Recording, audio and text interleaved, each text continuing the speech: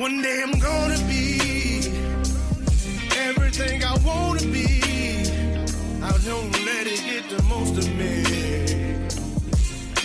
One day I'm gonna be free. I wanna be everything I'm gonna be. My future right in front of me. One day I'm gonna be free. I wanna be free. Then let me be free. From the depths of darkness, a voice emerges. A host with a fire burning in his soul. With a heart, steel, and a spirit unbroken. He rides on two wheels, ready to claim his throne. Amidst the chaos and the thunderous roar, insane wheels rise as a force to be reckoned with. Fueled by the power that only metal can bestow. He takes his stand, refusing to submit. Insane wheels hear his battle cry. Metal and mayhem will never die. Whistlers report he pays his way. More legend in the making, day by day.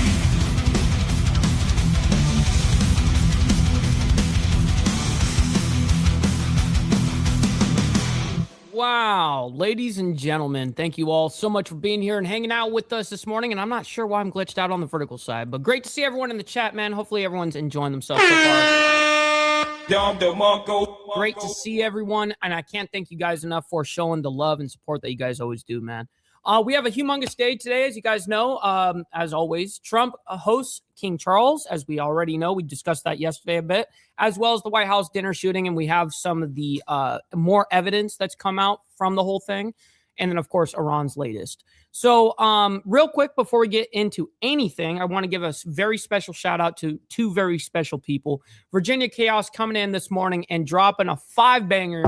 I very much appreciate that, man. That's not only helping me, but it's helping 5 others in the Insane Wheels family, man. Thank you very much for that. And same goes for Mr. Al Patterson. Thank you guys so much for showing the immense amount of love this morning. It's truly awesome to see. All right, so let's go ahead and get into some of the chronological timeline we're going to be discussing this morning. So Iran offers to reopen Strait of Hormuz. This happened yesterday, by the way, right after we got off the show. So let me go ahead and read it. Iran has offered to end its chokehold on the Strait of Hormuz in exchange for the U.S. lifting its blockade on the country and an end to the war, while proposing that discussions on larger question of its nuclear program would come in a later phase, two regional officials said Monday. And then, of course, we have the White House press briefing that Caroline Leavitt did yesterday. I actually missed it yesterday. I was busy. So we're going to watch it today anyways. White House briefing after correspondents' dinner shooting. And then I actually have some of the actual, like, what guns, what knives. I have, like, actual pictures of what he had. So the evidence the DOJ has released. Then we have White House correspondent shooting. DOJ reveals new details, which I don't know what those details are yet, to be quite honest. Then we've been talking about Florida and their redistricting fight, as well as other places, Virginia. Anyways, redistricting fight. Florida unveils new GOP-friendly congressional map. I believe if it goes through, I know that there was a smaller court that basically shut it down, and then I guess DeSantis won on whatever. Anyways, I'm not really 200,000% sure on that, but all I know is it will add, if it's implemented, it'll add like 4 or 5 House seats to the Republican side. Anyways, could White House ballroom be the future of the White House correspondents' dinner? And I would assume probably so. That's been something that's been talked about a lot. Like, hey, if they would have just had the ballroom done and all that stuff, this would have been the perfect place to do it. Anyways, Trump, First Lady call on ABC to fire Jimmy Kimmel over widow joke. And yes, I think that everyone here, I would assume, I mean, anybody that watches Jimmy Kimmel at this point or anything on cable, I got to be honest, I judge you. I don't know what it is about mainstream, but it's all bought out. Now, here's the thing about Jimmy Kimmel. I don't care that he's a comedian or calls himself a comedian, but what I do hate about Jimmy Kimmel is like I'm going to disguise my political opinions as comedy. And it's to me, it's real. I mean, it's okay to have political satire, but it's one thing when it's always biased to one thing rather than like I don't know if you guys watch Saturday Night Live. I'm sure a lot of you guys did. They made fun of everybody. That's the point. You know what I mean? To me, that's I like that shit. If you're going to be into political satire, then do it that way. But he's very biased, and we already know that. Anyways, we're going to go ahead and move on into King Charles. DC visit has maximum security measures. Of course, there's been a lot of shit that's been going on lately. I would assume that at this point we'd have a lot of security. And then we have some breaking news that happened this morning, just an hour ago. FBI raids Minneapolis child care facilities, part of sweeping fraud investigation. Whoa. Federal authorities raided more than 20 locations, including child care facilities in Minneapolis on Tuesday as part of a sweeping fraud investigation into largely Somali-owned businesses, source confirmed to Fox. Wow. All right, ladies and gentlemen, before we get into it, let's go ahead and do our call to actions, and we'll get right into the craziness. Make sure you guys hit that like button, double tap that screen if you guys are on the vertical side, and hit that subscribe button. This is what we do Monday through Friday, and then, of course, Saturday morning for members only. Now, speaking of members, please consider becoming a member starting only at $3.99 a month. We're making sure we're not breaking the bank out there with anybody, but check it out. It's what allows us to be on these airwaves as well as have these lights on. So thank you guys for becoming members and staying members. Little side note here, follow my Instagram at BallValveTV, where I post everything behind the scenes of not only my life, but as well as the show, Millennial Food Time breaking news, as well as the campaign trail, man. It's a great way to get a hold of me one-on-one. And we also have a Discord server down in the video description down below of any live video that we're doing. We have the invite link for the Discord. So we have the majority of you guys. We need to have the remainder, though. And last but not least, all super chats, super stickers, gifted memberships, and membership signups are, of course, all going to be presented live and shouted out onto the show. But if you guys would like to skip that YouTube 30% brutal cut that they take from your hard-earned cash, we have these platforms that are scrolling around the screen at any time. You guys can donate to those, and I get 100% of the proceeds. And as well as I'll read out loud anything that you guys send there, just like a super chat. So you'll still get your voice heard and all that, man. So, all right, we got a humongous day today. As soon as after the show, we're going to be pretty much getting right into business. This evening is a huge, huge night. This is where shit's getting real for politics here on a local scale. I mean, it's already been real, but today is a big day. J.R. Bowling is going to be debating the incumbent this evening, and it's going to be amazing. It's going to be a good time. It's at 7 p.m., and hopefully the incumbent shows up. We legitimately want him to show up. Now, if he doesn't, we're still getting on the stage, But anyways, that's enough about that. Great to see everyone in the chat. Hopefully you're all enjoying yourselves, having a wonderful morning. I definitely know that we are. We got Cameron up in the building as well as Glare, 1%er. Gary, my man. Always appreciate you guys. We got Carney as well. We got Rabbit of Chaos. Sterling Wheel. Shout out to my man. We got Brother So Loud as well as Virginia Chaos. Yes, sir. My man. Brother Steve Easy in the building as well as Prez. Thank you all for being here with us this morning. Let's see. I'm working my way down as fast as humanly possible. We got Brother Seymour. I see you as well. And Naomi. Great to see you guys. Good morning. Good morning. All right. Let's go ahead and get into the very first story here. Iran offers to reopen the Strait of Hormuz. This came out right after we finished up yesterday on the live show. And anyways. Mike, when is the election? The election is May 19th. May 19th is the election. And today is the very first debate. Time right now is 8:34 on the East Coast, 5:34 in the morning on the West Coast, and we are focusing on the developments coming out of the Middle East. We know that President Trump did cancel some of those negotiations over the weekend between U.S. What's up, Carrie, my man, over there from Rob's neighbor. Shout out to you. Hopefully you're enjoying your morning as well. And Iranian officials. But a new report today is saying that Iran is offering to end its chokehold on the Strait of Hormuz without addressing its nuclear program. That's according to two regional officials with knowledge of that proposal. Want to bring us out to this, a social media post courtesy of Barack Ravid. Oh, and also that reminds me, Carney, I'm actually glad that you said that. No big deal. You know, I totally get how that goes. But I know that Sick Bastard rated us. I think Motobomb rated us this morning. So thank you guys so much for showing the immense amount of love and sending your guys' people over. I very much appreciate your guys' love and support as well. Let's get the like button hit and let's get the likes up. Correspondent with Axios.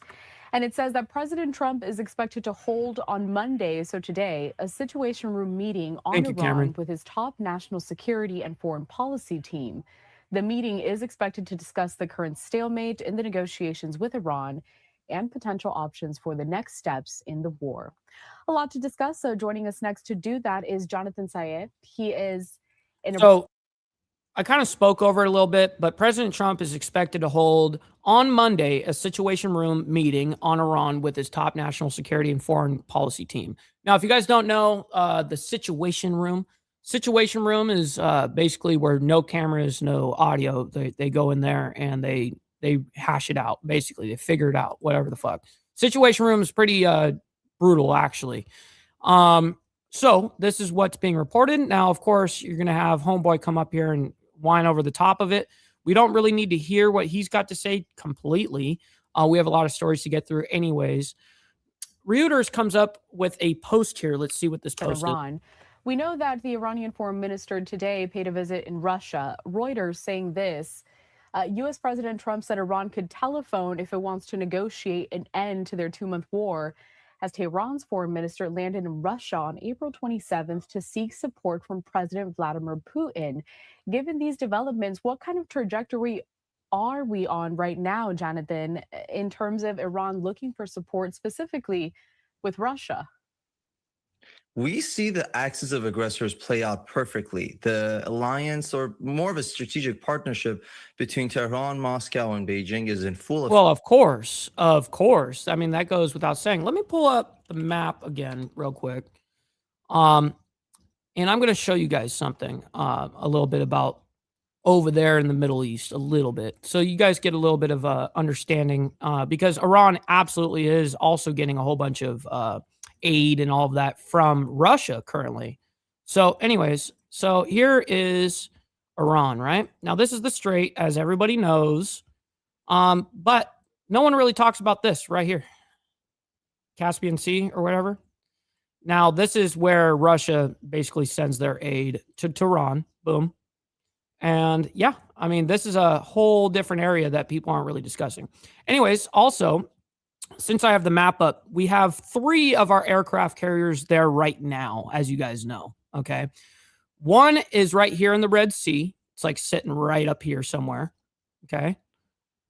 And then we have 2 that are sitting over here, basically. And so it's to triangulate the whole thing. But anyways, yeah, that's what's going on right now. So I just wanted to show you guys that a little bit. And of course, Russia is helping and aiding and all of that. So anyways, back to this. 3, 2, 1. Effect right now. And I think the 2 great powers, China and Russia, were looking at the Islamic Republic, seeing if he can actually pass this test. And it seems like, from their perspective, the regime is able to absorb multiple waves of devastating blows to its military infrastructure and can still stand. So because of that, it's likely for these 2 countries to want to see the Islamic Republic more than just a resource for weapons. Oh, wait, she got Teacher of the Year? I thought it was Teacher of the Month, and I even was like super excited for her. But wow, that's a humongous thing, by the way. I must have read it too quick this morning. But Steve Easy, make sure you let her know that humongous congratulations from us. You know? Teacher of the Year is definitely a huge accomplishment. A lot of teachers, man. A lot of teachers. Resources such as oil, and actually want to further include it in their relationship that they have. I think historically it was called the Eastern Bloc. Now it's better characterized as the axis of aggressors. But as to what Tehran wants from Moscow, there are a few things. There's the diplomatic angle. That is true, Pablo. That they want to ensure that Russia still acts as Iran's lawyer in the UN Security Council. On the other hand, there were some discussions as to whether Russia is able to act as a mediator for Iran's highly enriched uranium that could actually... I would think probably not. On that. But I mean, listen, anything is really possible at this point. What I've learned about politics, and all of the world, I have learned anything is possible. Really, I mean, that's kind of the sad thing about these things. Things can sound good and then go completely the opposite way. I'm not shocked by anything anymore at this point. Saying Iran gave the U.S. a new proposal for reaching a deal on the reopening of the Strait of Hormuz and lifting the naval blockade first, and That's correct, Jason. I think the proposal actually sounds pretty decent as well, but it doesn't discuss anything to do with nuclear, which I know that's what Trump is going to be kind of going after. But really, it's not even the nuke that they're really actually concerned about. Let me explain to you what they're actually concerned about. The United States. They're not going to straight up tell you, oh, this is what the problem is. They're not going to tell you that. They're going to tell you exactly what the same rhetoric has been for 47 years. They cannot have a nuclear weapon. You know what I mean? So what the truth is they don't want them to have the ballistic missile program that they have, because it can hit our allies at any time from Iran, right? So that's truly what the deal is and what the main problem is. And then of course the blockade happens. They blocked the fucking Strait of Hormuz, and that brought us to a whole different level of a problem for the United States, for sure. Nuclear negotiations for a later stage. The Strait of Hormuz, big topic of conversation, really top of mind, not just for the U.S., but also for countries around the world. So my stream keeps going out. That's not good. So, Jonathan, when you see this, is this a viable next step? And specifically when you think of the fact that the Trump administration really has taken a hard stance saying that, no, the nuclear program has to be involved in this as well. But is this possibly signaling maybe getting closer to some kind of an agreement? It could be, but I think we're a lot more pessimistic having watched these negotiations unfold. I remember speaking with you even about this last year. Similar dynamics, a bit of a back and forth, but ultimately never led anywhere. So the way to really look at the negotiations is how we're going to disaggregate different angles. So is Iran going to put everything on the table, demand the maximalist request that it has? Or do we want to have a block by block foundation for a potential future larger agreement? And the thing with that is it makes more sense for that to be within the nuclear framework. And that is simply because there's already been some work done in the past. There's some sort of a foundation to work off of. And the first step towards that appeared to be negotiating over the highly enriched uranium. Once that's some resolved one way or another, then the next step could be talking about the nuclear apparatus as a whole, centrifuges, enrichment capabilities. Of course. And of course, by then, they're going to be trying to negotiate the United States while they're simultaneously negotiating that. They're going to be negotiating on ballistic missiles and their hypersonic missiles, their program, all of that. Now, if we want to include the Strait of Hormuz into that, one, it's going to drag things out longer. The real question is, whose side is time on? Can the Islamic Republic absorb even longer? Yo, Fox, I just got to say something to you real quick. Just so you know, Trump is a liberal compared to me. Okay? Just want to let you know. Trump is way, way left of me. I am probably as far right as it gets before it goes to, radicalize, all that shit. That doesn't even fucking count. I'm talking on actual, like, what conservatism is, okay? And that's what I consider full right. So, anyways, you can get out of here with that libtard shit because no one here is actually a libtard, all right? Longer of a blockade economically, given that that continues to be a major grievance of the average Iranian, that continues to be the main threat against the Islamic Republic. Or on the other hand, No, actually, you need to get dealt with. The United States tolerate, or really the world, higher oil prices? So it's this standoff that is mostly now economic, but I've said this before on your show as well, that when it comes to any economic pressure. What's up, Charles Adams? And yes, that is actually something that is being discussed about a different route, Charles. So absolutely, that's absolutely something that's being considered. Great to see you in the chat, by the way. Sanctions is two angles. Number one, you want to ensure that it's rigorously enforced, and of course it's sustained. But more importantly, you want to know what your end goal objective is. Is it just to get more concessions out of your adversary, or is it paving the way for internal collapse? And it seems like the Trump administration would be happy with either at this point. I want to go off of that last point a little bit, Jonathan, because as I look at some of the discourse online with people trying to make sense of what's happening within this war. The truth be told, truth be told, last night there was a huge storm that came through. Now, the storm's not over. This was like the beginning of the major storm until it goes and ends Saturday night, I believe. It's let up right now, but when I woke up this morning, everything was shut down. Like, obviously, I lost power or something like that, but when I woke up, there was power again. So my computer was shut down, my soundboard was shut down, everything was shut down. I had to restart everything. And yeah, unfortunately, there was a bit of a glitch on it, at least on my side. And then I couldn't get my soundboard to work for some odd reason. And then I had to keep resetting it, unplugging, replugging, all that shit until, basically till the end of, the beginning of the stream. A lot of the conversation goes back to, who can outlast this the longest, whether it's the U.S. or Iran. Before that, though, a social media post from Rapid Response 47, they're quoting President Trump. So he joined Fox News yesterday saying this, quote, "I think the big advantage is that we've taken out their Navy in its entirety. We've taken out their Air Force, and they're really in bad shape. And of course, we've done the blockade, and the blockade." Yeah, it's looking pretty bad right now, Charles. Check your weather app right now and see what it says. It's been unbelievably effective.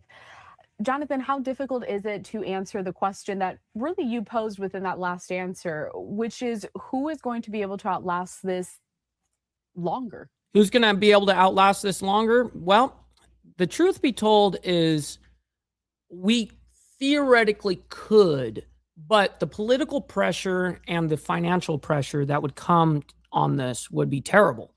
And it would in turn into one of those forever wars, or whatever. And that's one of those problems where we don't want to get ourselves stuck out there for 3, 4, 5, 6 years, or any years, right? I would hope that we can figure out a way to get the fuck out of there by yesterday. You know what I mean? That's the way I look at it.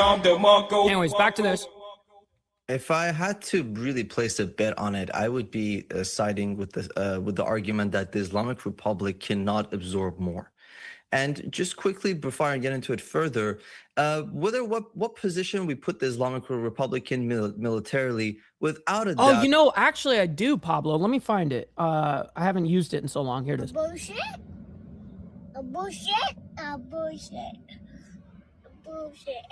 W. Stupid. We've degraded their, of course, Air Force, Navy. But the nature of fighting the Islamic Republic is inherently asymmetric, despite them being a nation state. It is effectively like fighting a guerrilla war against some sort of a non-state actor.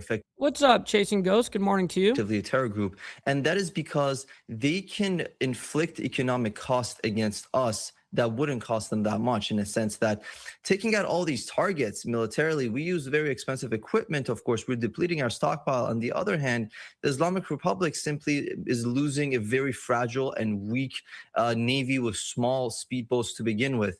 So because of right, and their Air Force, their quote unquote Air Force, their 1960s jets and shit, No, you guys know what I'm talking about, but nonetheless, they're basically their Navy and their Air Force, and I've explained this many of times on this channel, plenty of times. Their Navy and their Air Force actually is their ballistic missile program. Okay, that's their attack and defense. That's their offense and defense. That they're betting on the numbers. They just think they can still keep the strait closed as long as they maintain some sort of drones and a few speedboats, and they can harass vessels and target civilian infrastructure to the point of inflicting economic cost. So that's the main challenge there. But that said, the economic cost for the United States is not existential. Even now, I was hoping that they were actually going to show like an actual what the proposal actually shows, but they didn't actually show it.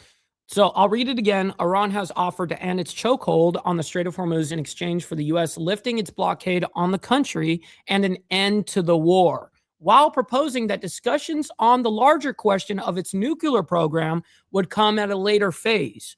Two officials said Monday, which was obviously yesterday. So we're going to move on.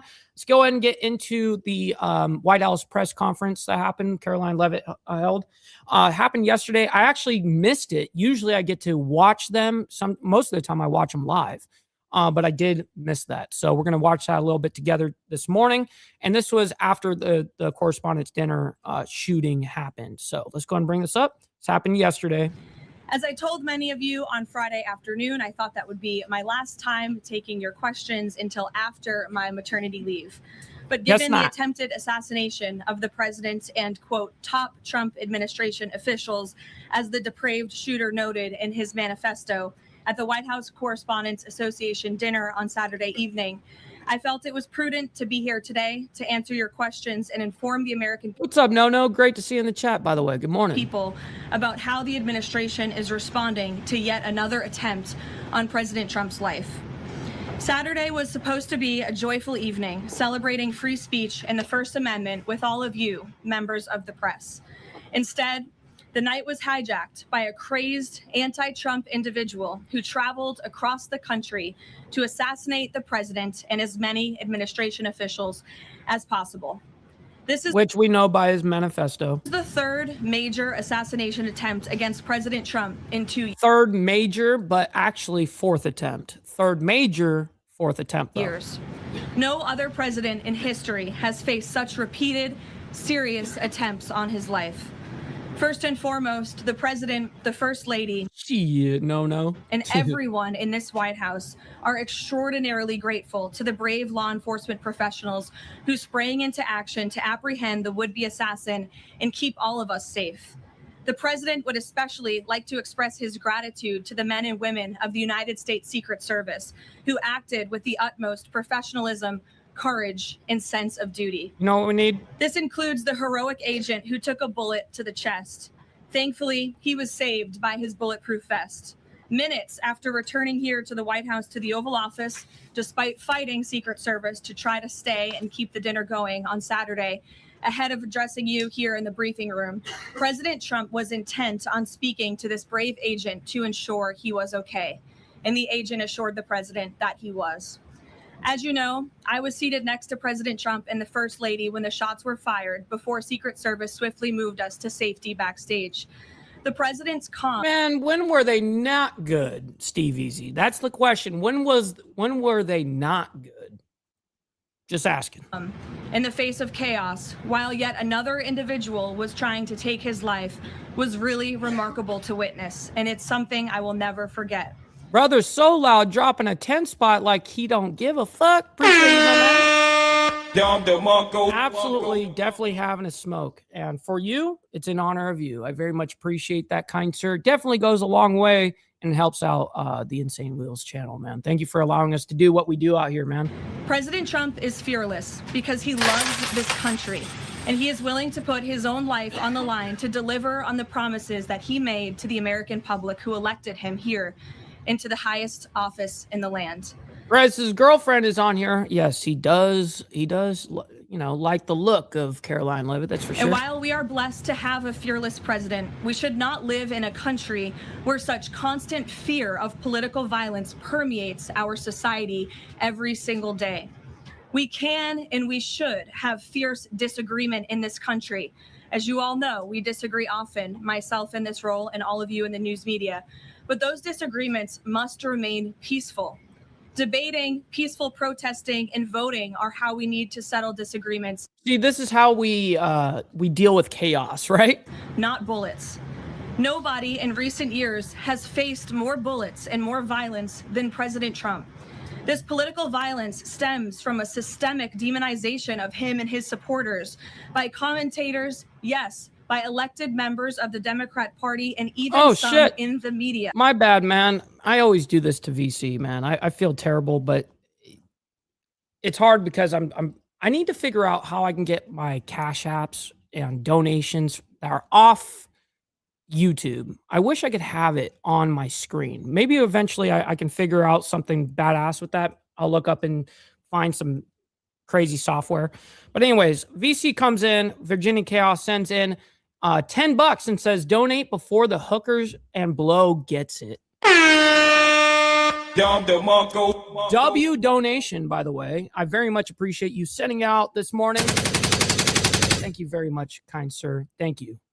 Definitely goes a long way. And sorry for the delay there. I hope that you will forgive me.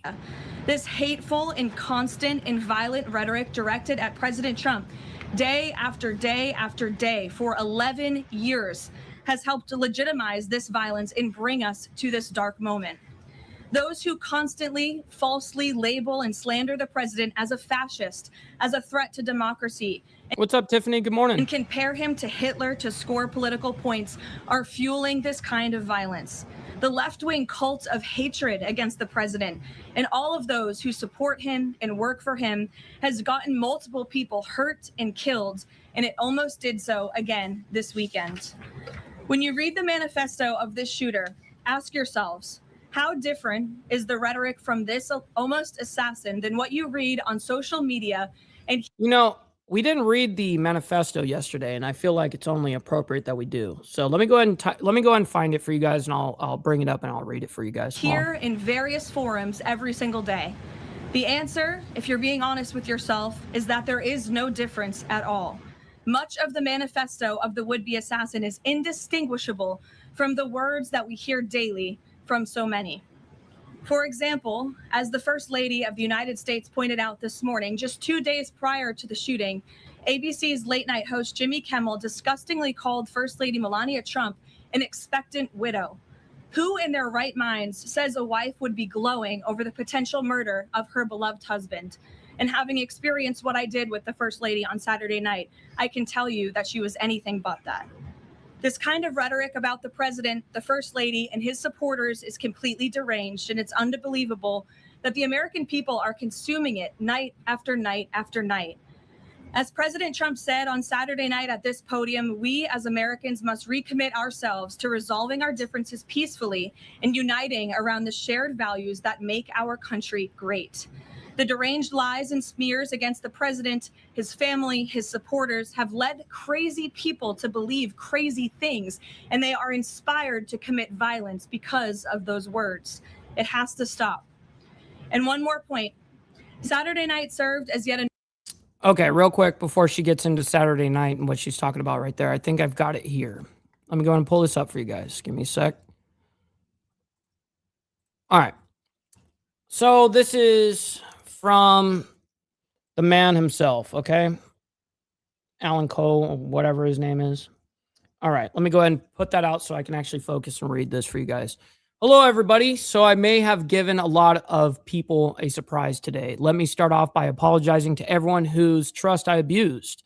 I apologize to my parents for saying I had an interview without specifying it was for, quote, most wanted. I apologize to my colleagues and students for saying I had a personal emergency. By the time anyone reads this, I probably most certainly do need to go to the ER, but can hardly call that not a self-inflicted status. Now, let me make sure I'm still sharing the proper screen. Okay, I am.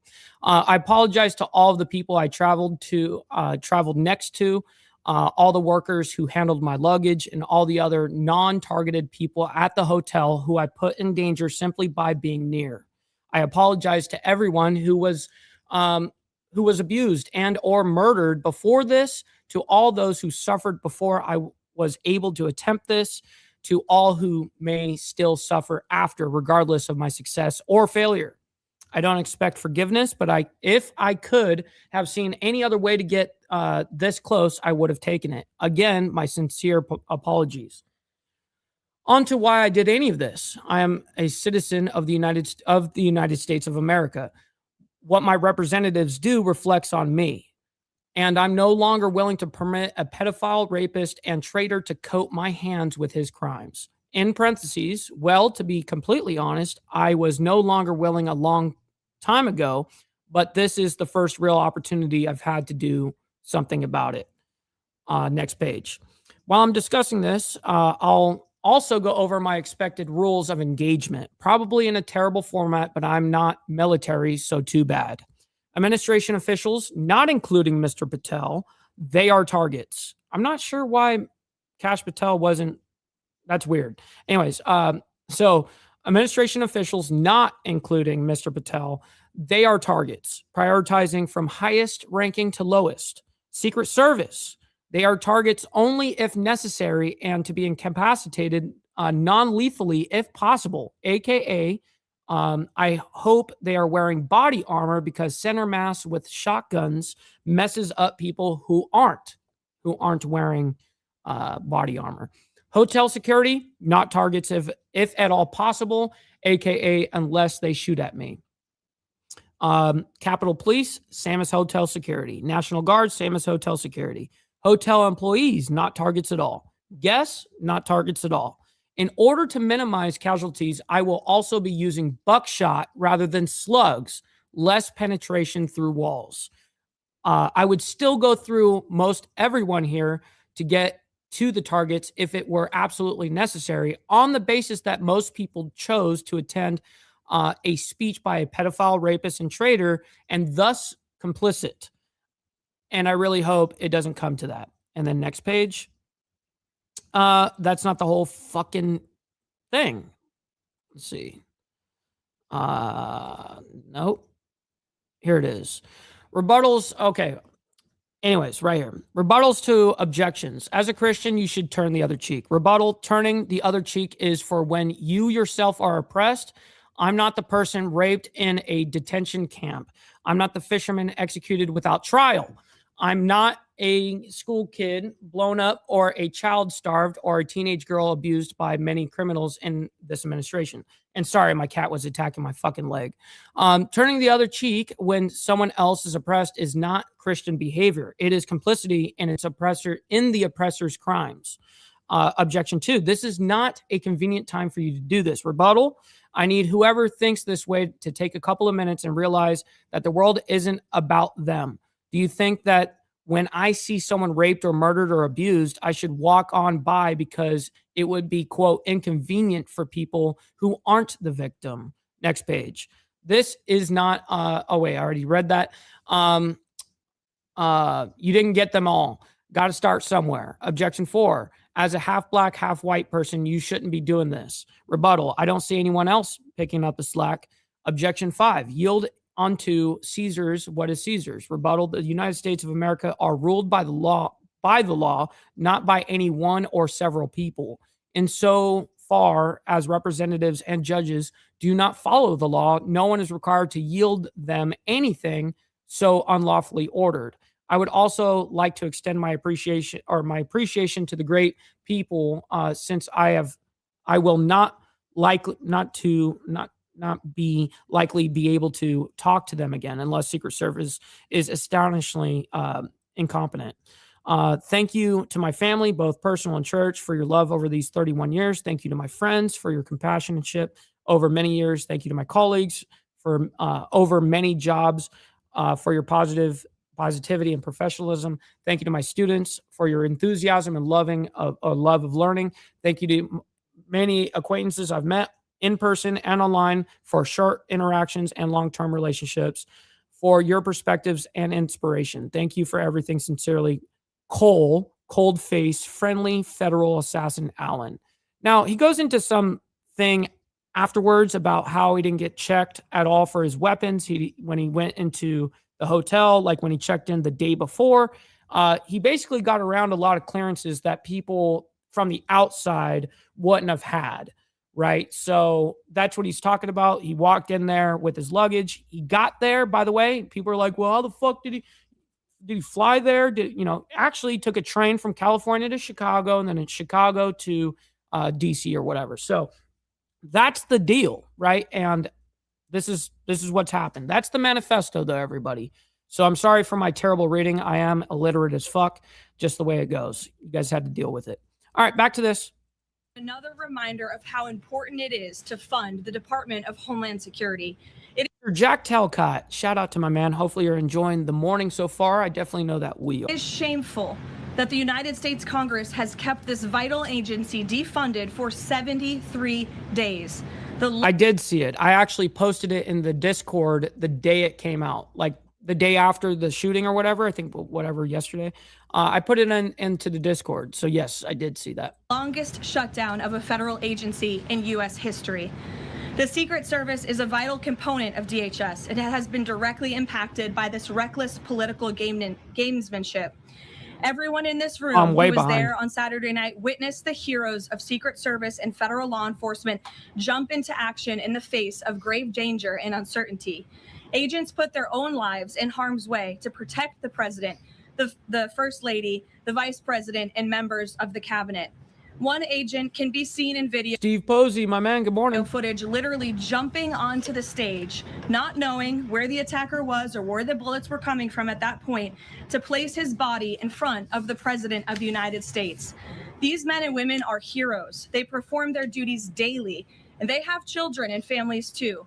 And they do it despite the political turmoil surrounding their agency. Make no mistake, this defunding of DHS should be a national scandal. If Republicans defunded DHS and we saw in another attempted assassination on a Democrat president, I would hope that the media coverage would be relentless and unforgiving, and I hope that it continues to be now. With the World Cup, America 250, the 2028 Olympics, and a presidential election all ahead, the Democrats' obstruction is placing an enormous and totally pointless burden on the Secret Service that can get more people killed. Enough is enough. There should be no further debate about this. Democrats need to do what President Trump has been calling on them to do for. That's right. Steve Easy posted it into the Discord. That's right. He posted it in the Discord, but I had sent it before I'd even saw it on the Discord. I sent it to Steve, and I thought I sent it to Blair. Usually you two are the guys I send that shit to. 73 days in a row and fund the Department of Homeland Security, period. This is a national emergency, and every member of Congress needs to put their country over party and get the Department of Homeland Security funded. With that, I will take a few of your questions today. Question Daniel, time. thank you for being here. Why don't you kick us off? Thank you, Hit the like Caroline. buddy. The Hit the like. Saturday after Get the likes up. the assassination attempt came here, he What's up, Jimmy Mac? emphasized that law enforcement did their job, keeping everyone safe for dinner. House Speaker Mike Johnson came out and said he believes the president needs greater protection. What is the White No. You're misconstruing something. Why are you gay? You are gay. You are gay. You are gay. House's message to the millions of Americans who wake up here today What's up, Hardwire? nervous, Good morning. uneasy about the safety of the president at events like this and the safety of other cabinet members? Well, we certainly understand their fears and their worries. As you heard from the president himself, he continues to have trust in the United States Secret Service, as I just said. Get some good rest, Naomi. We always appreciate you and your hard work here. These are great men and women who are doing their jobs and performing their duties honorably. As we all witnessed on Saturday evening, within minutes, the president, the first lady, the vice president, members of the president's cabinet were ushered out of the room. The perpetrator who sought to inflict That's the deal. massive harm, as we all now know with the release of the manifesto on administration officials and the president himself, was stopped at the security parameter that was set up. He tried to charge through it, as you saw on video, and he was quickly neutralized by Secret Service, and thank God that he was. With that said, obviously, the White House is always asking the tough questions and ensuring the safety of the president. I understand there will be a meeting early this week convened by the White House Chief of Staff, Susie Wiles, with top DHS leadership, members of the United States Secret Service, and our own operations team here to ensure the safety and the security of the president, as we do have many of these major events moving forward. So we're always monitoring operations and procedures, always asking the tough questions to ensure the president is safe, and the American people should be assured there's no higher priority for the president. So Gary, the buckshot he used were cut shell buckshot, and those are basically slugs, you're saying? His staff than the president's safety. Caroline, Friday you said that you thought that gaggle out of the sticks would be your last one before your baby. Back in 2024, when the president had the attempt on his life in Butler, you cut your maternity leave short back then.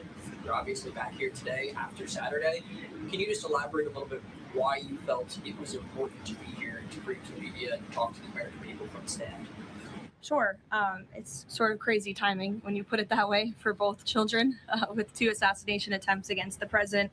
Yeah. I'm honored to work in this job. I view this job as the president's spokesperson and the White House spokeswoman as public service. It's not just any job. I'm honored to do it, and I'm honored to work and speak on behalf of President Trump, who has faced unprecedented adversity and challenges, and I'm honored to work for him. And again, as I witnessed on Saturday night, just his dogged resolve and determination to get back onto the stage, and he was pushing Secret Service and law enforcement to allow him to address, and that really, I think, hopefully gives the country the type of strength that we need. And I certainly know, as his spokeswoman, and I can speak on behalf of all of the staff here at the White House, the president inspires all of us to just keep going and keep fighting every day. Real quick, Richard, to be honest, I don't know, but I'm going to actually assume, because of how long it took him to get there and plan it. I mean, he had to leave on a train from California to Chicago, then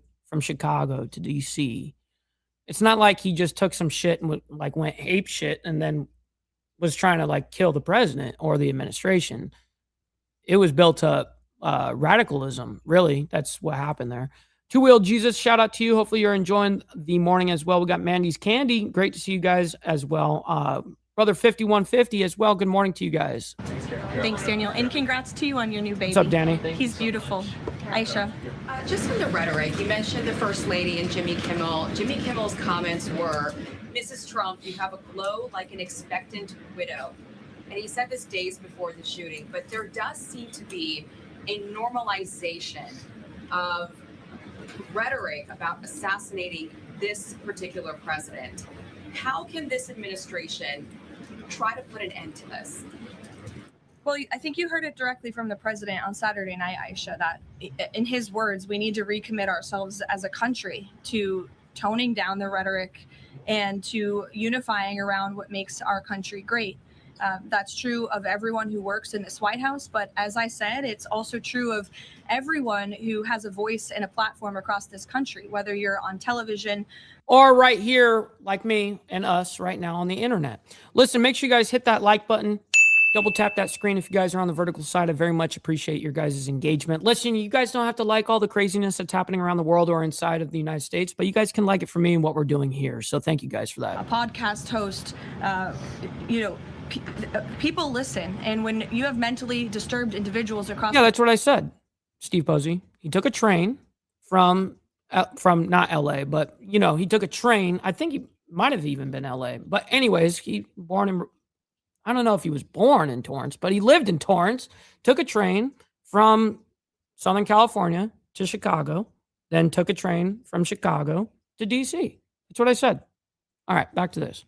Country who are listening to this crazed rhetoric about the president day after day after day. It inspires them to do crazy things. And unfortunately, it's not just the media, it is the entire... Yes, it is an app, by the way, Virginia Chaos. It is an app. Just go in the video description down below. Hit that description, or for more info or whatever it says underneath, where you can actually read the description like this. When you go out and you hit more and you scroll down, you'll see a Discord that you can click on, the link.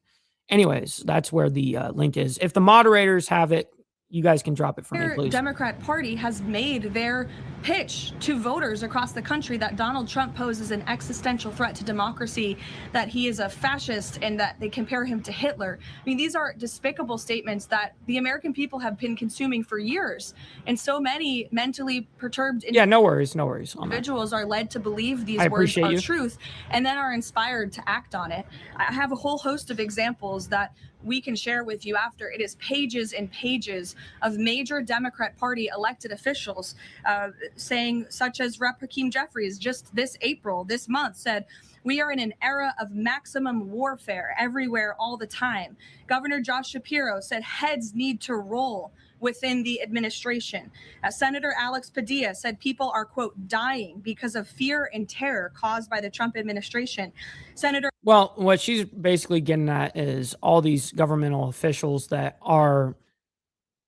have made their claims, and they're kind of normalizing certain rhetoric, and that being assassin talk. That's essentially what they're getting, what Caroline Leavitt is getting at. And she's pertaining to the question that was asked the normalization of this rhetoric. Elizabeth Warren, President Trump is making the country look like a, quote, fascist state.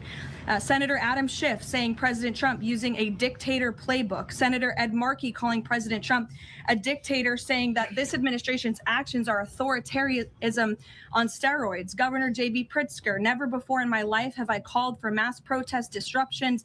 These Republicans cannot know a moment of peace. You have Rep. Presley saying, we'll see you in the streets.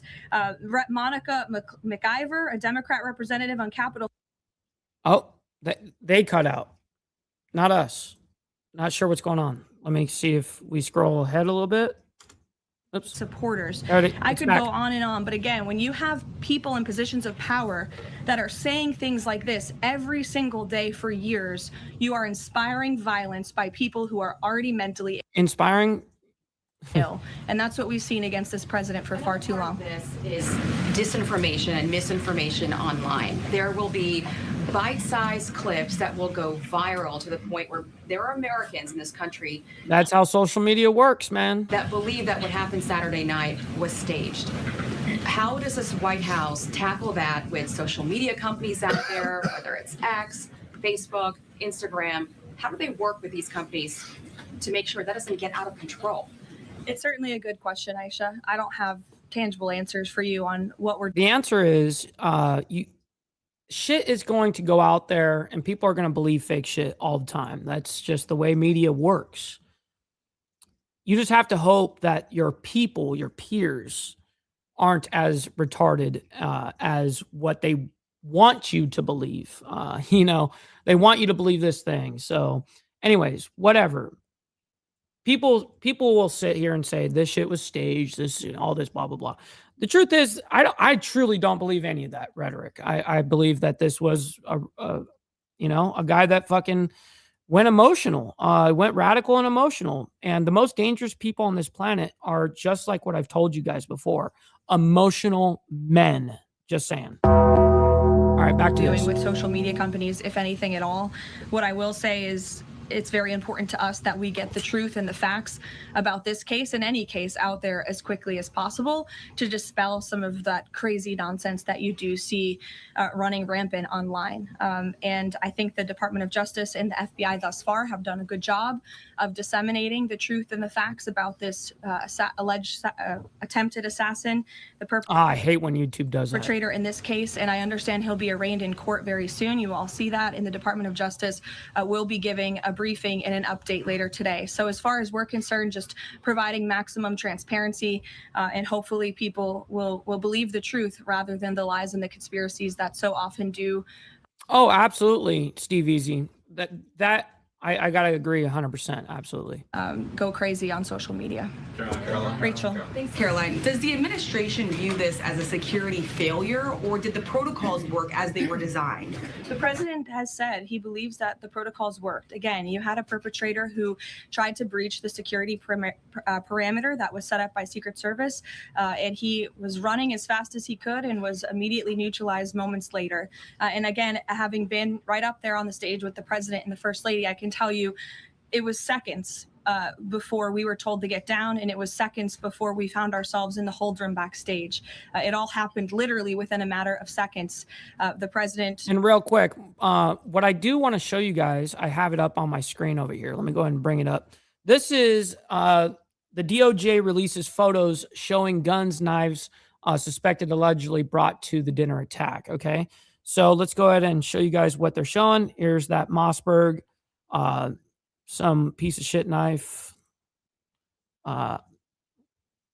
That's actually pretty interesting. That's a cool little piece. I gotta admit, I'd like to have that little piece.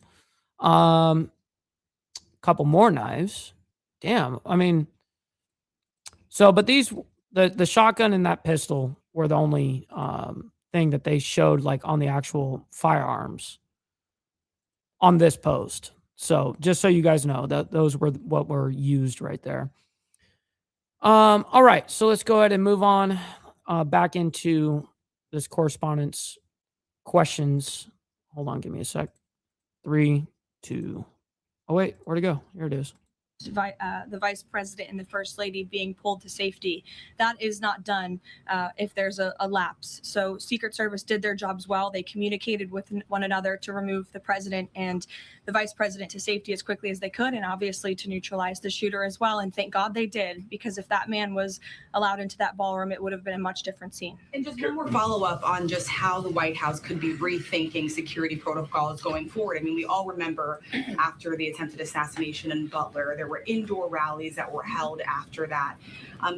It did have a folding stock. I'm not surprised by that, but I didn't actually peep that. Good eye there. Good eye there. We got chatting with Stacks, by the way. Good morning to you, kind sir. Hopefully you're enjoying the morning. Also, a little side note, make sure you guys hit that like button.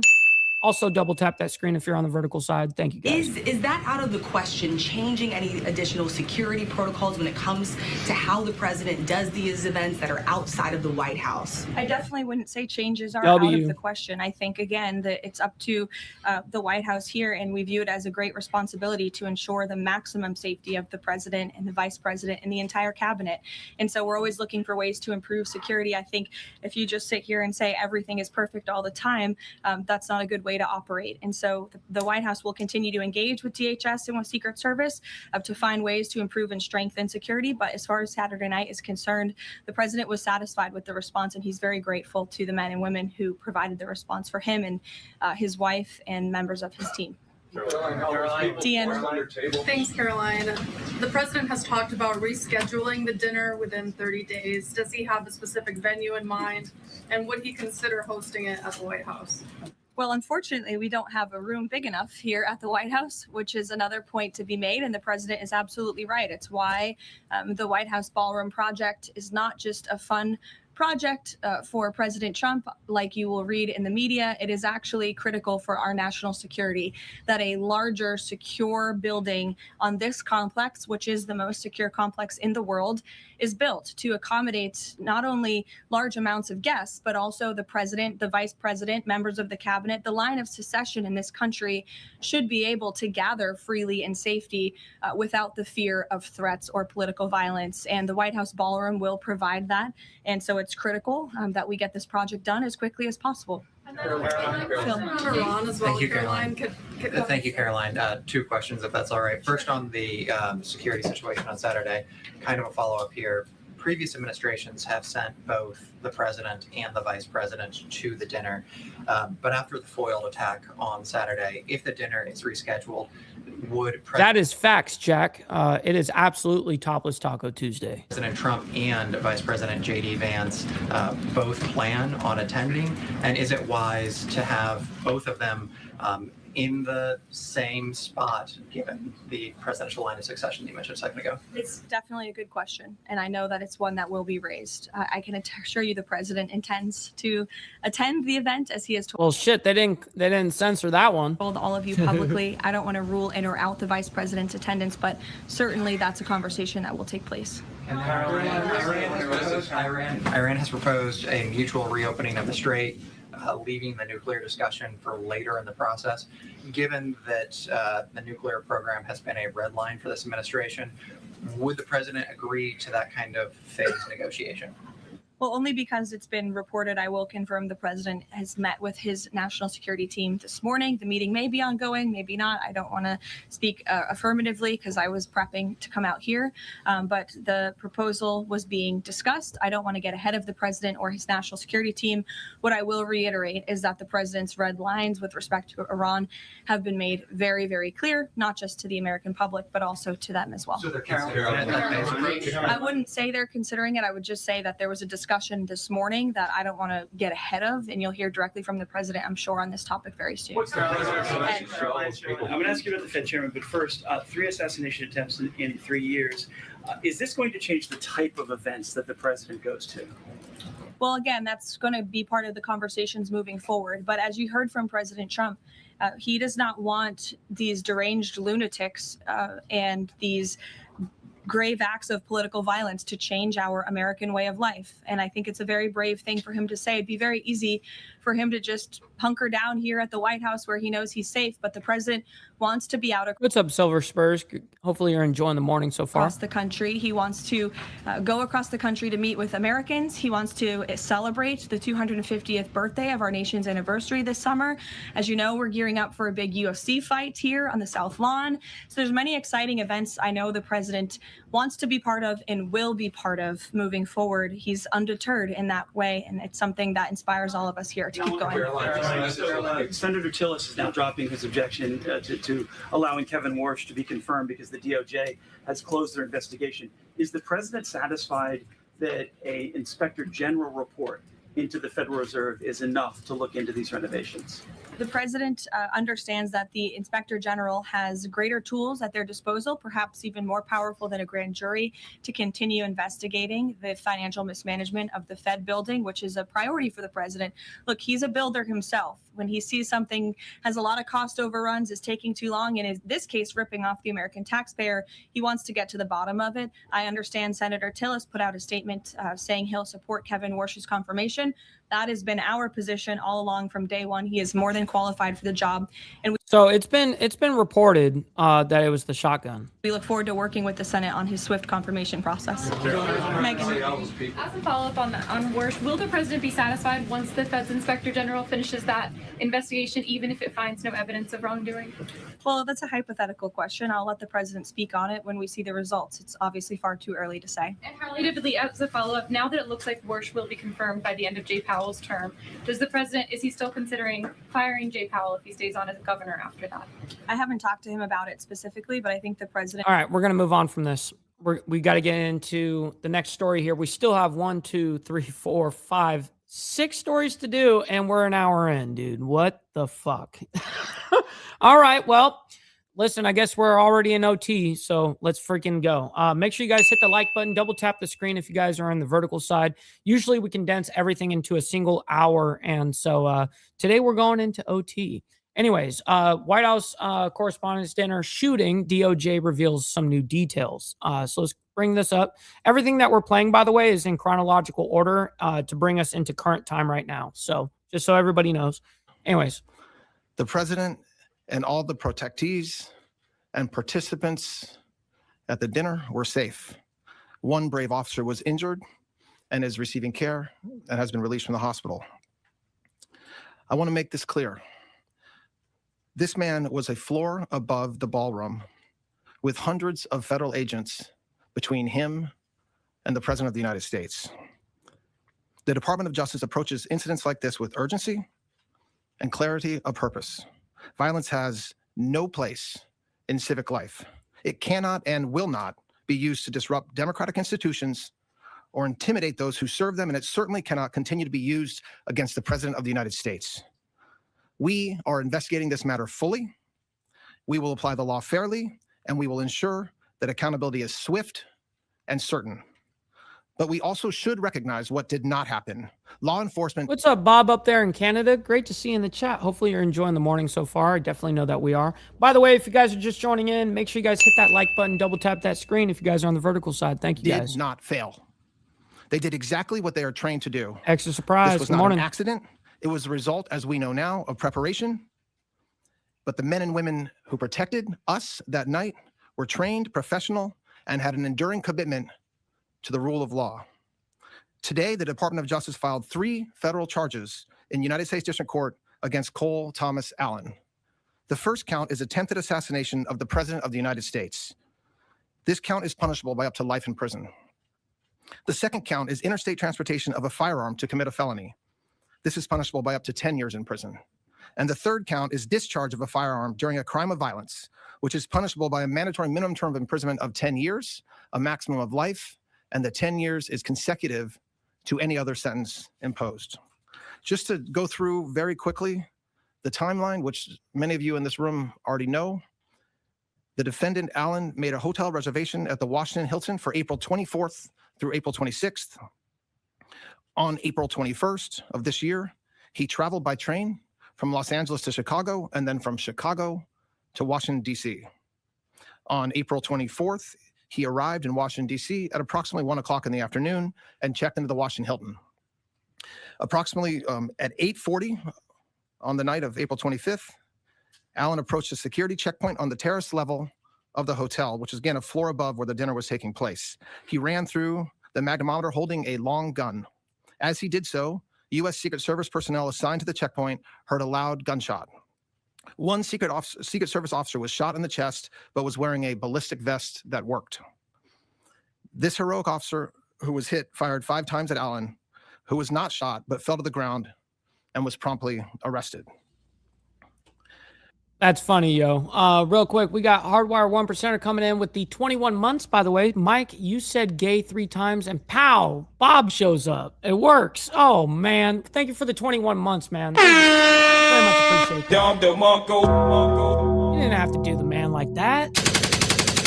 But hey, 21 months. Hopefully you've been enjoying those 21 months. And yes, I say that everybody shall embrace their fun. Don't beat yourself up over past mistakes.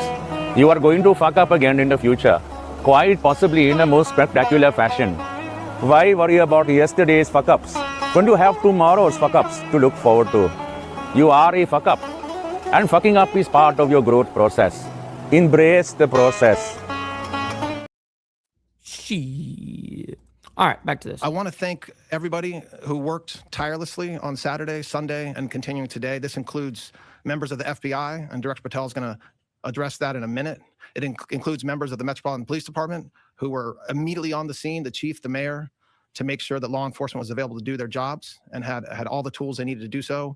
And lastly, the United States Attorney's Office here in D.C., our U.S. Attorney Jeanine Pirro and her team, prosecutors stayed up all night long, didn't sleep all day yesterday, making sure that we got what we needed from all over the country. It included search warrants in California, search warrants here in D.C., multiple interviews that have been conducted already of witnesses and of family members of the charged individual, and continue to work hard today. This investigation is ongoing. It's not complete.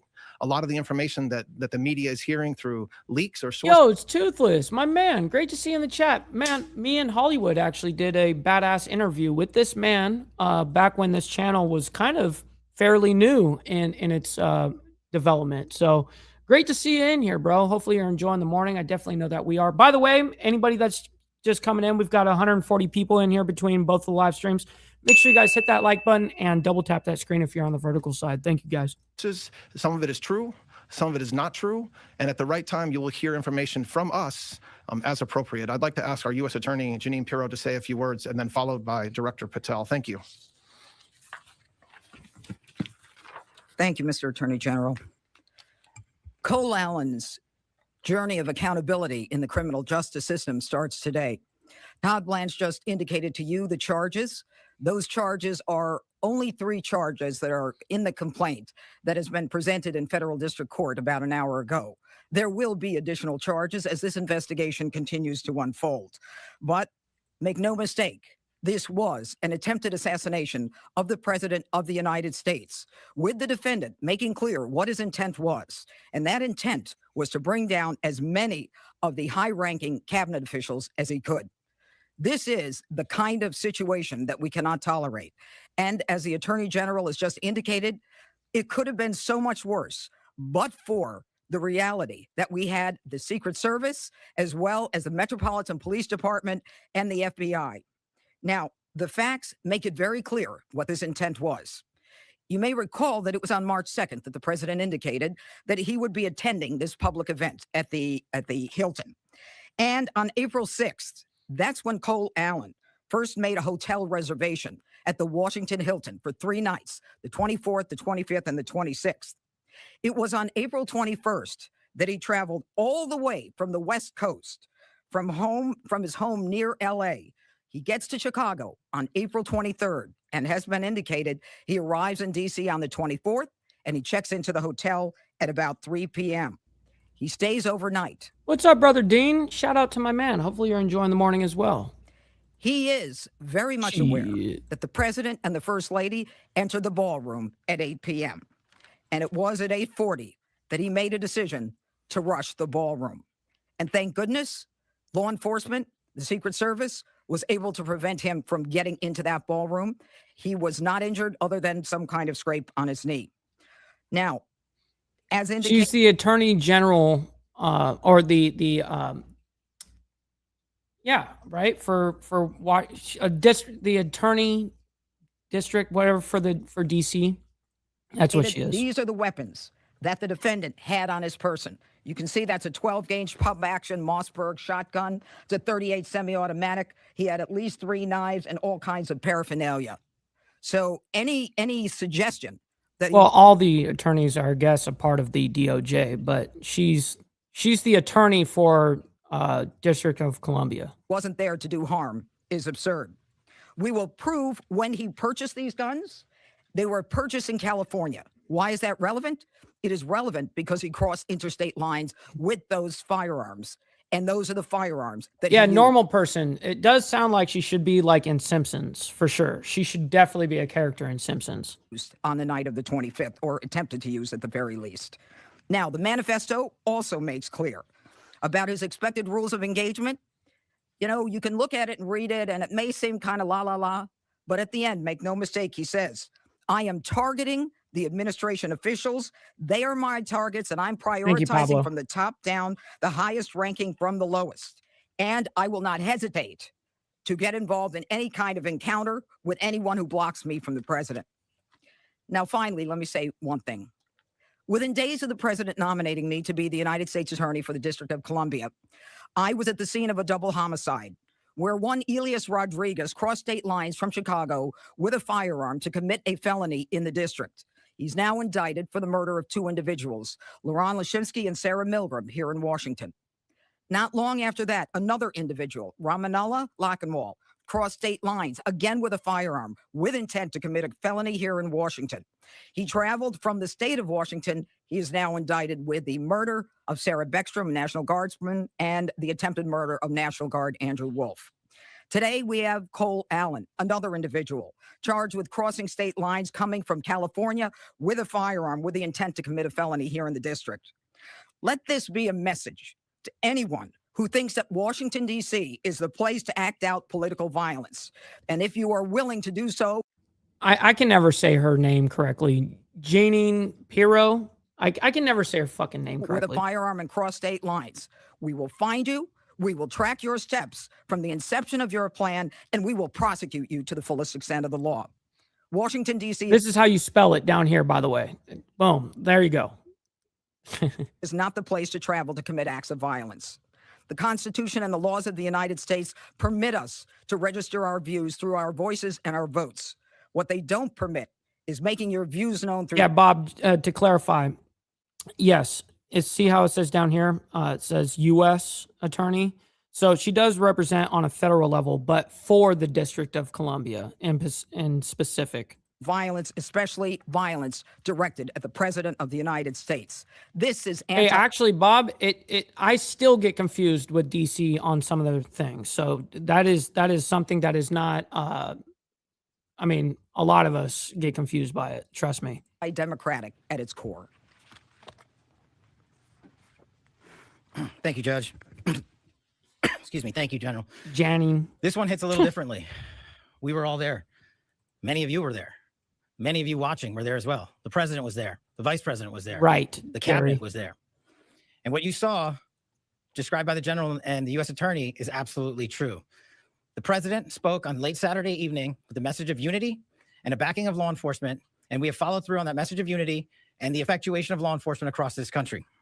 This FBI is grateful to the United States Secret Service, the Department of Homeland Security, and our interagency partners, including the Metropolitan Police Department, for swiftly jumping into action. All of us on there put us in a unique position, but all of us also acted uniquely. The Washington field office jumped into action immediately, sending a mobile command center to the scene, along with our evidence response technicians who showed up in speedy fashion to make sure we could collect the evidence that the prosecutors and the department needed to make this announcement today.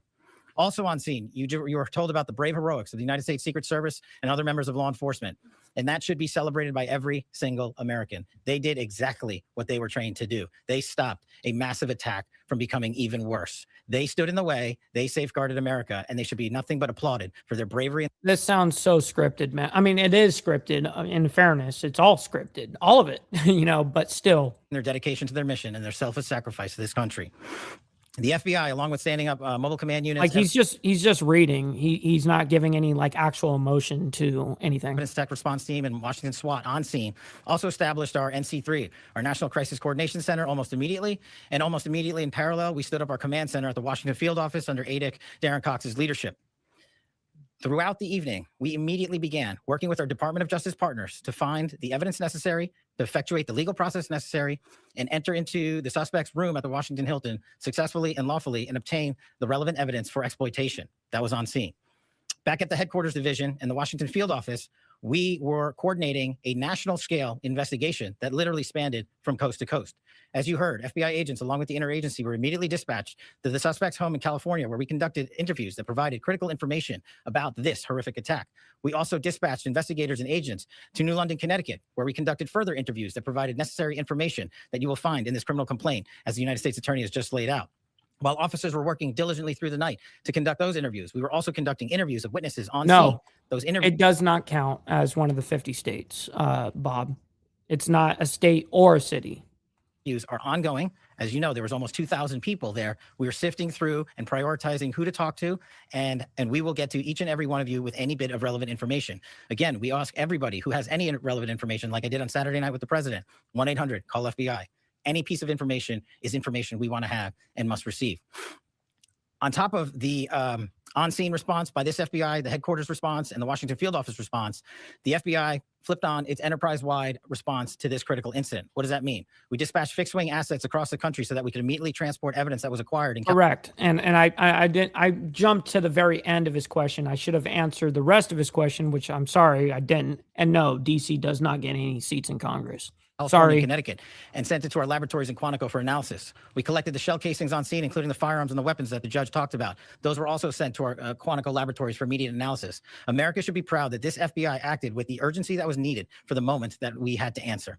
The president rightly said that we will act in a unified fashion, and it's because of President Trump's leadership and backing of the blue, every single person in law enforcement that I stood with into late evening hours on Saturday, early evening hours on Sunday, and all day yesterday and today, are thrilled to wear the badge and defend this country. Each and every one of them deserves our thanks, and I encourage everyone listening to go out there and shake the hand of a federal agent or police officer and say thank you for doing their job. Thank you for training endlessly to make sure they meet the mission requirements. And for me as a director of the FBI, I want to thank our headquarters components for working diligently with our prosecutors and make sure that the American public knows it's not just federal agents that do this work. It's our intelligence analysts, our support staff, our laboratories, our fixed wing assets. Okay, we know all that shit, dude. You know, God damn, I hate when they just sit there and thank the entire list. Really, bro? Come on. Just thanks to everyone's hard work, man. That works. All right. Redistricting fight. Florida unveils a new GOP friendly congressional map. And I guess this would add about 4 or 5 seats in the House, I think. We're going to find out right now. More about what we know in terms of redistricting, and that fight taking place in Texas, California, Virginia, now also potentially upcoming in Florida as the governor of the Sunshine State, Ron DeSantis. Here, Steve, I got you, homie. I got you. Why are you gay? You are gay. Unveiling a new potential map that would swing it significantly more red. A post here from Fox News. First on Fox, Ron DeSantis revealing a new redistricting proposal as the GOP gains 4 seats, as he said that the census short-sighted Florida potentially several seats in Congress. Let's be joined right now here by Fox 13 Tampa's Evan Axelbank. Evan, thank you so much for joining us here on Live Now from Fox and this redistricting war now in Florida. What can you tell us about this map and the likelihood that it gets through legal challenges? Well, there certainly are going to be legal challenges. The question is how long those legal challenges will take, and will they be enough to stop the map from going into effect before the 2020? I don't remember any of that discussion. Maybe you heard that, but I never heard that. 26 elections. There's not much time to do that, just given that the primaries are scheduled to be in August and September, and then the election a couple of months after that. But Democrats say that this is a nakedly partisan attempt to run afoul of the Florida Constitution, which does say that drawing maps for partisan purposes is not allowed. And the voters adopted that amendment several years ago in 2010. You can see that the old map, I'm not sure if you can bring it up there, but the old map has blotches of blue amidst the sea of red that Florida has become. Well, now The new map shows that there are only dots of blue, and those are the remaining Democratic seats. The governor says that this is about giving Florida its due because, in his view, the 2020 census undercounted Floridians. Now, he also says the Fair Districts Amendment runs against the federal constitution because it leads legislators to take. That's super interesting. I don't remember hearing about any of that, but I mean, it's not surprising from any angle, to be honest. Politicians are going to politician, you know what I mean? That's what they do. Into account race when drawing That districts. makes sense. Now, the new map would turn the district, for instance, here in Tampa Bay, currently held by Rep. Kathy Castor and was won by Kamala Harris by 8 points, into a district that Trump would have won by 11 points. So that's like a 19-point swing there. It also makes seats held by Republicans Anna Paulina Luna and Laurel So that would be the new map right there, by the way. More Republican by 1 point and 9 points, respectively.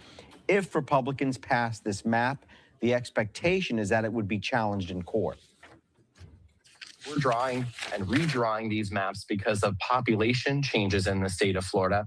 Then we should also be redrawing state Senate and state House maps, but we're not. The only reason they are targeting congressional maps in this way is to give Trump what he wanted, which is more Republican representation in Congress. And again, that might be all good and fine in places like Texas and Virginia, but in Florida, partisan map rigging to benefit one party over another is completely illegal. Well, the way it was done, Yeah, Steve Easy. If you want to learn how to gerrymander and all that shit, just check out states like, the West Coast and the East Coast in the aspect of New England. For sure. Fucking, they're professionals at it. people believe runs afoul of the federal Constitution. If that's the case, then I think the Florida Supreme Court's position would likely be, well, this is just it's unenforceable at this point because it's constitutionally defective from a federal perspective. I happen to share that view.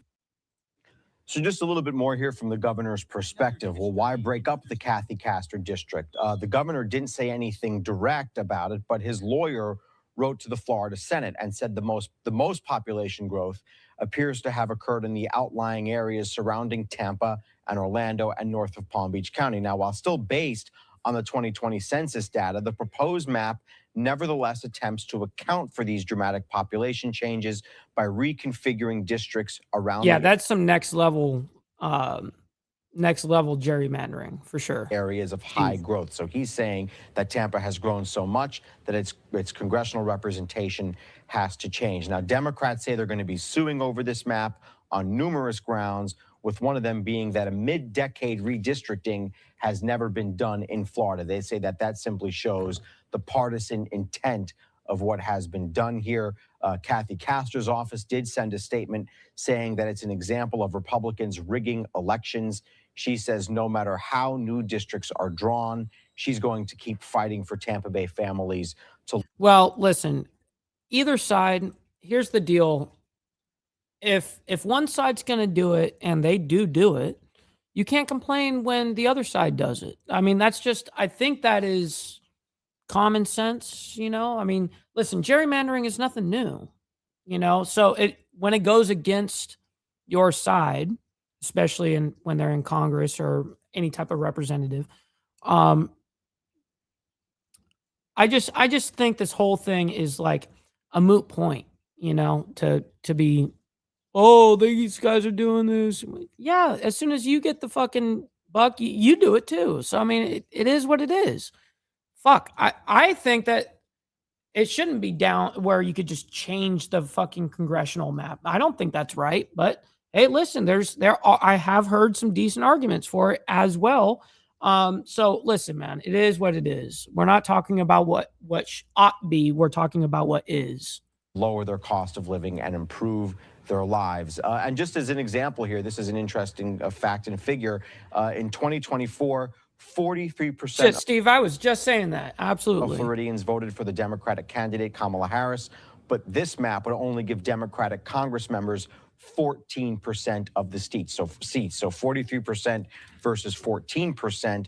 And right now, the congressional makeup is 20-8 Republicans and Democrats. This map, if it came under the party line voting that we saw in 2024 would see 24 Republican seats versus Hey, 4 drummer boy, Democratic seats. this is the great thing about being able to have your own fucking platform. Hey, listen, if you don't like it, retard, keep it fucking moving, loser. Listen, how does it feel to be watching me make money on the internet, speaking the way that I do, looking the way that I do, tatted like I am, not giving a fuck, and I get to do what I want? Yeah, how does that feel? Seethe. Cope and seethe, bitch. Yeah, obviously some of the math is very interesting when you look at it, especially on a national scale, because we've seen it already take place in Texas, California, and Virginia. California and Virginia, they did have it up for a vote. Virginia was a slim margin. How do people in Florida view that? Was there any trepidation after what we saw in California and Virginia to push this forward like DeSantis did? Well, without a doubt. As a matter of fact, a poll done by Emerson College showed that 56% of Floridians were against redrawing the maps in this way. Now, that's just a poll. That's not a real vote, but that gives you an indication that Floridians may not have, found this to be sitting well with them. But it is an interesting question. And this is being done by the legislature in reaction to a push. Who's watching who? Who's watching who right now, loser? You're watching me. So, listen, man, I don't need any advice from you. I can promise to God on that. I'm doing just fine without you. See you later, Governor. Keep the it pushing. legislature has a right to certainly say they're not doing these maps, but it's not being put up for that kind of direct democracy kind of vote that we've seen in Virginia and California and in some other states. And that's one of the things that Democrats are saying. They're saying, hey, wait a minute. Those other states, maybe they're being partisan, Texas, but at least they put it up to the voters. And so, that's an argument that you're going to be seeing play out in court. Actually, did Texas put it up for a vote? I forget They did already. not. But, No, it's just California and Yeah, they Virginia. did not, right. So Texas and Florida are kind of going on one system here, and those other states did. And that's... Yeah, my man Steve Posey coming in with the 5 spot. And yes, we are an hour, well, we're 25 minutes into overtime already. But thank you for making it rain in the chat, my man. I very much appreciate you. Hopefully you all are enjoying yourselves on this OT fine day. One thing we're going to hear among Democratic and, Thank you for that, liberal Steve. partisans here, which is that, hey, wait a minute, we're not voting on this in the state. Other states did. We're not here. This is undemocratic. So we'll see where it all lands. Yeah, there's a lot of different wrinkles. The Constitution. Oh, Joseph knows the deal. My favorite snow Mexican. By the way, yes, absolutely. Man, motherfuckers talk all the shit they want. But you see me, I'm sitting up here snacking on this big ass sandwich, not getting a fuck. Kiss my dick, motherfucker.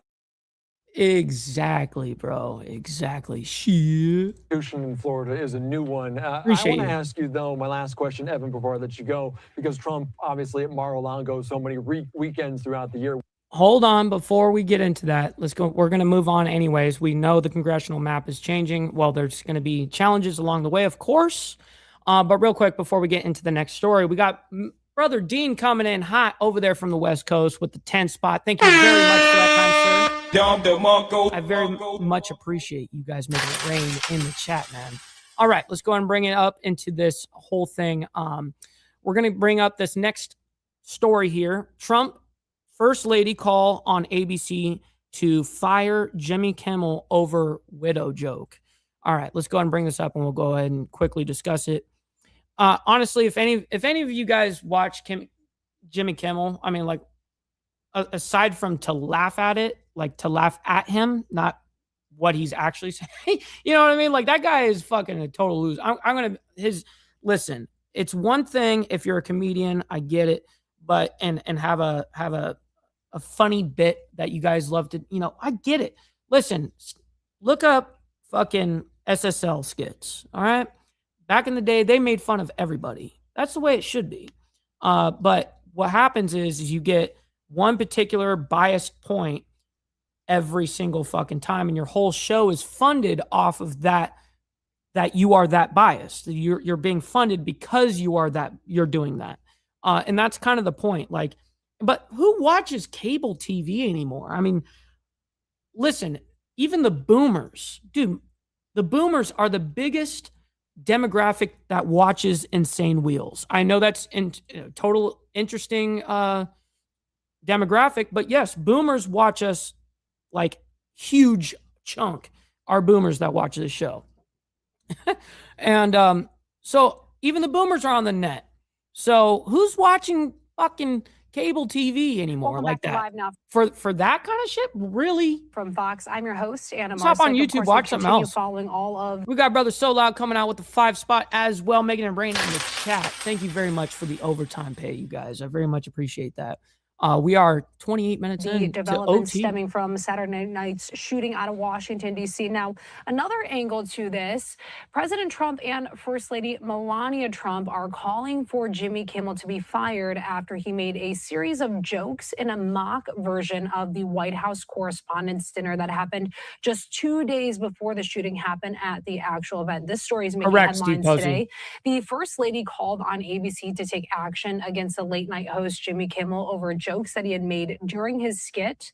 The comedian had delivered a monologue on Thursday on his show Jimmy Kimmel Live in which he joked that the First Lady looked like. What's up, Charlie Rose? And good morning to you. And yes, Gary, I was talking about old SNL. You know, anytime people refer to like SNL, I always refer to like the old times, you know. But anyways, that's the way I look at She it. had, quote, a glow like an expectant widow. The First Lady said in a statement today, Kimmel's hateful and violent rhetoric is intended to divide our country. His monologue about my family is not comedy. His words are corrosive and deepens the political sickness within America. People like Kimmel should not have the opportunity to enter our homes each evening and spread hate. The First Lady accused ABC, which airs the show, of protecting Jimmy Kimmel. President Trump also called on ABC and parent company Disney to fire Jimmy Kimmel. He posted this on Truth Social earlier, if you take a look at your screen,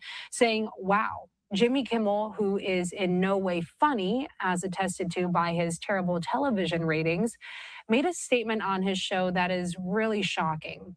He showed a fake video of First Lady Melania and her son Barron, like they were actually sitting in his studio listening to him speak, which they weren't and never would be.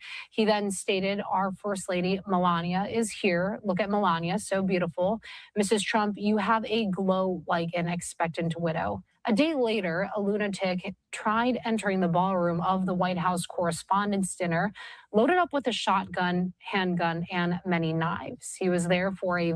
Yeah, no doubt on that, Biker News Canada.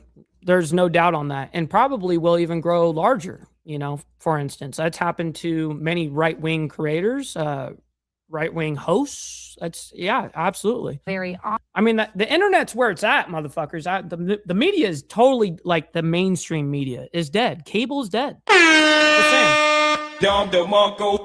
And I can't even remember the last time I owned a cable box, you know, that actually ran into the house, you know, used coax, I just, man, I must have been a kid. obvious and sinister reason. Ever since I've been out of like my parents' house, as you know, when I was 18, when I left. Actually, I left a little bit older. I was like 20. But anyways, it's super expensive in Southern California, guys. And I was making decent money, and it was still fucking hard. But anyways, enough of that. I appreciate that so many people are incensed by Kimmel's despicable call to violence and normally would not be responsive to anything that he said. But this is something far beyond the pale. Jimmy Kimmel should be immediately fired by Disney and ABC. Thank you for your attention to this matter, signed President Donald J. Trump. The president posting that earlier on Truth Social, and First Lady Melania Trump posting this on X earlier today. Kimmel's hateful and violent rhetoric is intended to divide our country. His monologue about my family deepens the political sickness within America. People like Kimmel should not have the opportunity to enter our homes each evening to spread the hate. A coward, Kimmel hides behind ABC because he knows the network will keep running cover to protect him. Enough is enough. It is time for ABC to take a stand. How many times will ABC's leadership enable Kimmel's atrocious behavior at the expense of our community? That coming from First Lady Melania Trump on X earlier today. White House Press Secretary Caroline Leavitt did echo the First Lady's criticism at a press. All right, so you guys know that this has happened now. Let's go into This is a very quick little update, so I'll play it. So obviously you guys know King Charles is in DC right now. So obviously, as you would always know, especially after something that just happened at the White House, the correspondence dinner, the big shooting and all that. So they say King Charles DC visit has maximum security measures. No shit. Stupid. Come on, we already knew that was going to be the case. Like, of course. Bruh. Top of mind, though, does remain the fact that a shooting happened over the weekend, so security concerns are persistent there. We're going to head over to our team at Fox 5 in DC. Marie And everything they stand for, Steve. Ume is standing by with more on how security has prepared to welcome the king. Maureen. Good morning. So here we're at Arlington National Cemetery where the king and queen are expected on Thursday. But even with that happening, security has been top of mind, especially. By the way, make sure you guys hit that like button. Let's get the likes up and double tap that screen if you're on the vertical side. Thank you, guys. Since the shooting Saturday in D.C. at the Washington Hilton, a lot of people concerned about high-profile visits and the security postures around those visits. So no chances are being taken here. The word here is no gaps. Security personnel have worked in coordination with local officials and federal officials to make sure that they are putting everything in place for safety. Take a look at the fencing that went up. This went up yesterday, visible across the region at key government sites. There's a heavier law enforcement presence, multiple agencies working together to secure every stop on the royals' visit. The Secret Service, along with Park Police, Pentagon Force Protection, and local law enforcement are coordinating operations, including here at Arlington National Cemetery. The ramp-up comes, as I said, just days after a gunman got near security checkpoints outside the White House Correspondents' Dinner, raising new questions about whether current measures go far enough. Now, Fox 5 has reached out to D.C. police, who say they are already looking ahead. And in a statement, MPD said this: MPD is working with all of our local and federal partners on finalizing the security plans for the upcoming 250 celebrations. Now, again, the royal couple, they are expected to come here. A lot of people reacting to this, they're just concerned about safety overall and hoping that everything is in place. Take a listen. I really feel like we need to reevaluate that and have more security, because what happened, it shouldn't have happened. Whatever's in place now needs to be reevaluated because obviously it's not working. Yes, sir. We are in OT today, my man. Great to see you, TVT. Hopefully you're enjoying the morning so far. I'm actually kind of cautious of large events right now because I just feel like it is a target. It's terrible. I don't think violence has any place in our political discourse, so I'm very disheartened to see that. Well, that's actually somewhat nice of to hear from the residents there. All right, so let's go and move on into our last story here. Breaking. This was breaking only about 50 minutes before we started the live stream this morning. FBI raids Minneapolis child care facilities, part of sweeping fraud investigation. It says federal authorities raided more than 20 locations, including child care facilities in Minneapolis on Tuesday as part of a sweeping fraud investigation into largely Somali-owned businesses. Wow. All right, let's go ahead and bring this up and we'll quickly discuss it here. All right. You're watching Live Now from Fox. I'm your host, Christy Matino. We continue to follow this breaking news coming out of Minneapolis. We do have a live look to bring you here now. This coming in courtesy of Fox News, as we're learning federal authorities raided more than 20 locations, including childcare facilities there in Minneapolis today. This is all a part of a sweeping fraud investigation into largely Somali-owned businesses. This is all according to the Department of Justice speaking to Fox News. And we do have a quote there saying, quote, today, the FBI with federal, state, and local law enforcement is involved in court-authorized law enforcement activity as part of an ongoing fraud investigation. We do know, as of right now, authorities executed 22 federal search warrants in Minnesota 22. Today as part of this operation. They originally claimed down there that it was 20, but which is not immigration related. So our photographer there is zooming out, but I do have this post that has just come in here. And it says HSI, in cooperation with its federal, state, and local law enforcement partners, engaged in court-authorized law enforcement operations in the Minneapolis-St. Paul area. For reasons of operational security and for the safety of our agents, we will not comment further at this time. Now, we do have several social media posts coming in here throughout the minutes. This one, once again, from Bill Malugin. Reading it to you now as he says, DOJ confirms to Fox News that FBI and HSI agents are currently raiding 20 plus locations in the Minneapolis, That's why the 20 came out. They just didn't put the plus on it originally. Minnesota area in relation to ongoing federal fraud investigations. Sources telling Fox locations are largely Somali-linked businesses, including the infamous Quality Learning Center. I'm told these are court-approved search Leering Center. Quality Leering Center. warrants being served, and they are tied to fraud, not immigration enforcement. Now, Fox also told 22 search warrants were executed in Minnesota this morning. Going on to read that statement there from the DOJ. But I also wanted to share with you that the raid center on federal fraud investigations into these largely Somali-owned businesses, including childcare facilities that registered their daycare with the state for allegedly billing for care that was not provided. Now, Fox News is told that 2 of the raids were conducted at the Quality Learning Center and Baby Halamo I don't know why she keeps saying Learning Center. It's Leering. childcare, You both got to read it the way that they advertise themselves. located there in Minneapolis. The Quality Learning Center received national attention after blogger Nick Shirley visited several childcare addresses only to find an assortment of vacant or non-operational What's up, Ben? storefronts, closed businesses, or Somali occupants. And according to Fox News, they refused to answer questions or entertain the pair's mock efforts to register a child with supposed daycare.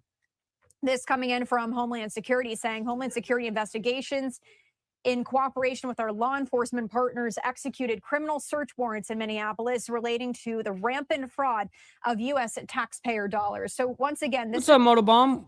You are catching us on the very end, the tail end of our OT. is all coming in here by the moment. This is a developing story we are bringing you here on live now from Fox. But if you are just All right, so listen, that is our conclusion for the stream. Listen, I can't thank each and every single one of you guys enough for allowing me to do this Monday through Friday. And then, of course, Saturday morning for members only, man. I'm very honored to be able to have your guys' trust and be able to present the news like we do Monday through Friday, man. So listen, stick around. We're going to be rating somebody new today. Her name is Ruby. So make sure you guys let her know we're coming through with the Mike Ball raid. And listen, I hope that you guys enjoy the rest of your day. Also, hit the like button for the show, as well as double tap the screen. Also, this evening, I said it on the very beginning front, but I'll say it here on the closing. Tonight's a big night for Mr. J.R. Bowling. We're going to be doing the actual debate with the incumbent this evening. And so it's going to be good times, man. So anyways, listen, much love, honor, respect, everybody. God bless everyone. We'll see you guys here tomorrow morning for more of the World's Madness. Until then, God bless. Much love. We'll see you guys very soon. From the depths of darkness, a voice emerges, a host with a fire burning in his soul. With a heart, steel, and a spirit unbroken, he rides onto his ready to claim his throne. Amidst the chaos and the thunderous roar, insane wheels rise as a force to be reckoned with. Fueled by the power that only metal can bestow, he takes his stand, refusing to submit.